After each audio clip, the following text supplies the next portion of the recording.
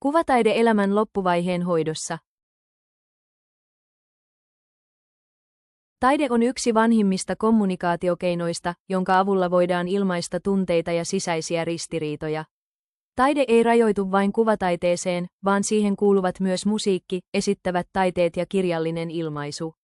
Taideterapia onkin noussut yhdeksi yleisimmistä täydentävistä hoitomuodoista erityisesti silloin, kun sanojen käyttö on vaikeaa.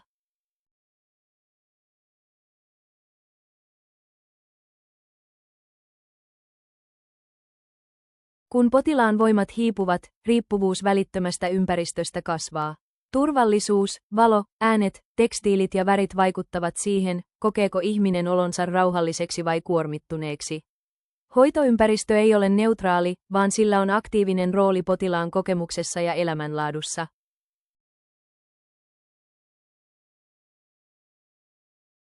Taideterapia on psykososiaalinen hoitomuoto, joka vastaa ihmisen kognitiivisiin, emotionaalisiin ja sosiaalisiin tarpeisiin.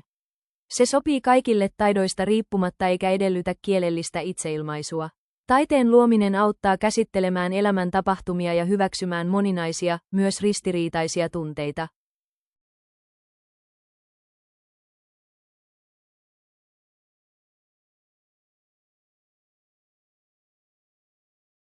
Taideterapiassa voidaan hyödyntää monia eri menetelmiä, kuten maalaamista, piirtämistä, muovailua ja musiikkia. Keskiössä ei ole taiteellinen lopputulos, vaan prosessi, joka tarjoaa emotionaalista helpotusta, luo toivoa ja auttaa iloitsemaan pienistä hetkistä.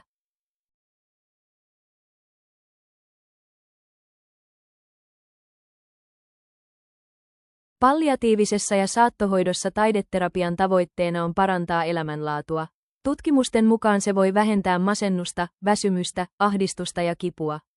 Taideterapia toimii myös viestintävälineenä, jonka kautta kärsimystä voidaan ilmaista turvallisesti ja hoidosta tulee siedettävämpää.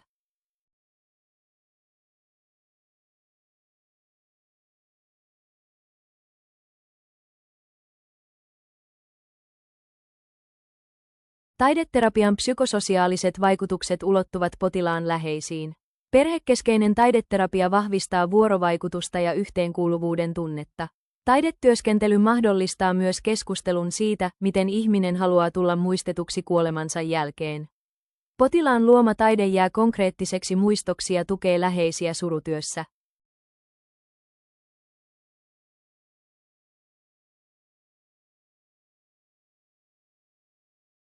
Taideterapia hyödyttää myös lapsipotilaita ja omaishoitajia. Lapsilla taideterapia lisää tunteiden ilmaisua, vähentää vihaa ja masennusta sekä tukee selviytymiskeinoja. Omaishoitajilla esimerkiksi mandalaväritys on vähentänyt ahdistusta ja kuormittuneisuutta sekä parantanut psyykkistä hyvinvointia. Menetelmät ovat helposti toteutettavia ja kustannustehokkaita.